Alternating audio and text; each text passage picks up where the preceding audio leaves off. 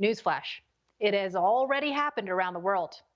That's what the propagandists of the feckless fourth estate in America don't want you to know. They also don't want you to remember that there was a time not so long ago when it served the left-wing media's ideological agenda to expose the grave security risks of automated voting machines. Just 2 short years ago, the liberal social media outfit Now This sounded the alarm over vulnerable voting machines with a video showing that, quote, a hacker only needs 1 minute to change election results in 24 states. Twitter didn't censor that or label it. Now they just pretend it doesn't exist. The serial console in the back gives us a root shell. That means you have control of the machine. Have full control of that, and then we can change the results of what it's scanning. This is the way that you get data in and out of the operating system that runs on this machine. My computer is connected to the machine. This is a serial cable, and it's connected to the back of the machine. Take off the back of the machine, and there's a serial port, and that gives us full root access with no password. There's no security subsystem on this thing. Nope.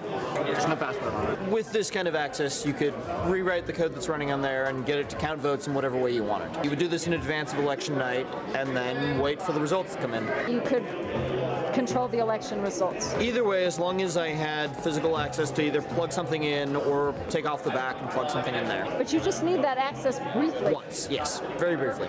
About how long? If you had this all prepped and ready to go, a minute. A minute.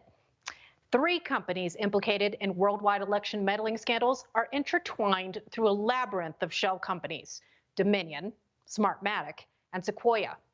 Dominion Voting Systems manufactures both election hardware and software with headquarters in Toronto, Canada, and Denver, Colorado.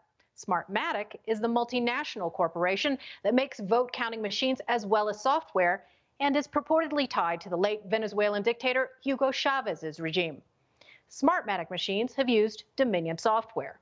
Sequoia, which was acquired by Dominion in 2010, makes voting machines that have used Smartmatic software. Watchdogs in the Philippines have grappled with what they believe is widespread Smartmatic and Dominion-related election manipulation for 10 years. Attorney and former Filipino Congressman Glenn Chong scoured audit logs to uncover how Smartmatic machines had somehow preloaded and transmitted thousands of votes before polls even opened. Michelle, the term preloaded is exactly the same term I'm using here in Manila. Preloaded votes. Preloaded ballots. Again, I point this out to our audience. Look at these pieces of documents. They are signed. We have 70,000 voters. About exactly 4,114 ballots were already scanned by 145 voting machines days before the elections. That's over around 6 or 7%.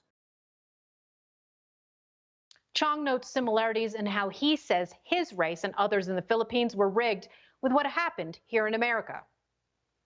I've said that my case in my district in Biliran, Philippines, is exactly the same case as in the case of President Trump. He was ahead on the night of the election, and then his lead was wiped out all throughout the day, the next day. That's the same thing with me.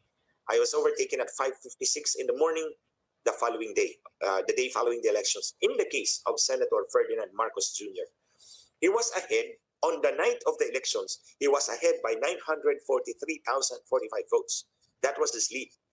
Within a few hours, by 3 o'clock in the morning, 3:26, if I remember it right, 3:26 in the morning, all the 943,045 votes lead of Senator Ferdinand Marcos Jr. was wiped. That's right, wiped out. Chong also exposed automatic vote padding and shaving manipulation by Smartmatic machines, plus what he says is missing and out-of-sequence ballot images. He confronted Smartmatic officials with reams of logs outlining this fraud. Other politicians in the Philippines turned up the heat. I'm sorry I have to say this, and it seems a little harsh, but what they are not there to sell an electronic election system. They are there to give a method of cheating to whoever pays them the most. Wow. Instead of providing answers, several Smartmatic officials left the country, including a veteran Smartmatic official named Hyder Garcia. This Venezuelan-born operative now serves, believe it or not, as election administrator for Tarrant County, Texas. That's a county which turned blue for the first time since 1964 after the introduction of new electronic voting machines. Well, evading scrutiny seems to be part of the vote hacking playbook. Last week, Dominion officials bailed out of a state legislative hearing in battleground Pennsylvania. GOP State Representative Dawn Kiefer asked the questions that Dominion won't answer. Does Dominion use open source softwares so that observers can go in and they can see exactly what switches are being turned on and turned off? We don't know. Transparency is key. So if they're doing this, if they used open source software, right, we would know what's going on there. The average observer could take a look to see what that process is. Who has control over our elections? Who has dominion over our votes? Is it we the people, or is it the electronic voting oligarchs? Without full election transparency, there can be no election peace. NEWSMAX TV is now America's fastest growing cable news channel. We give you the real news you need. So subscribe to our YouTube channel and give us a thumbs up. If you like this video, share it with your friends. NEWSMAX TV streams live on YouTube for free. NEWSMAX TV, real news for real people.